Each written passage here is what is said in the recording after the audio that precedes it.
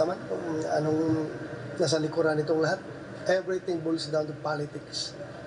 Dirty politics, very dirty politics.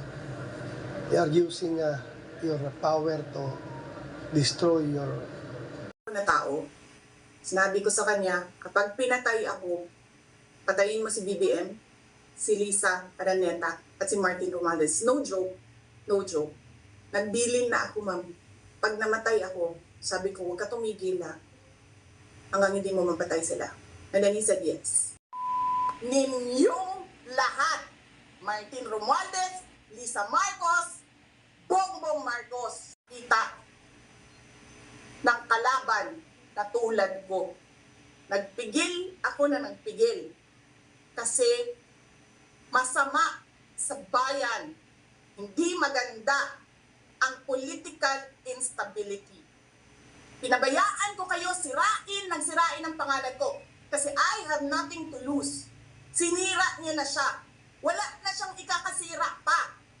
Tapos ganito, labas na wala pang confidential funds, meron ng white envelope. Kasi 2022 pa lang,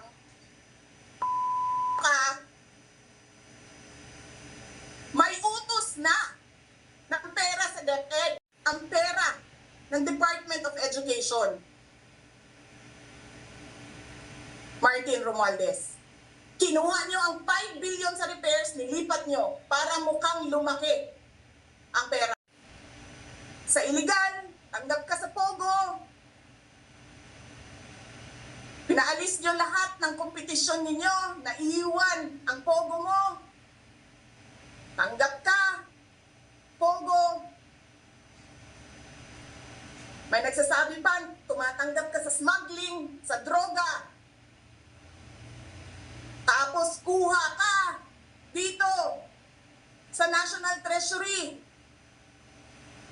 Akin ito. Babawiin ko lahat. Nagpipigil ako eh.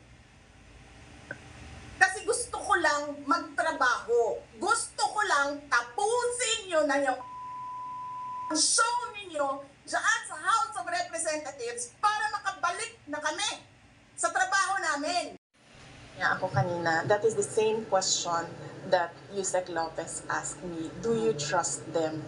And then I said, I do not trust anyone anymore ngayon. Yan yung concern ko sa safety and security ko. But then they just dismiss it as if...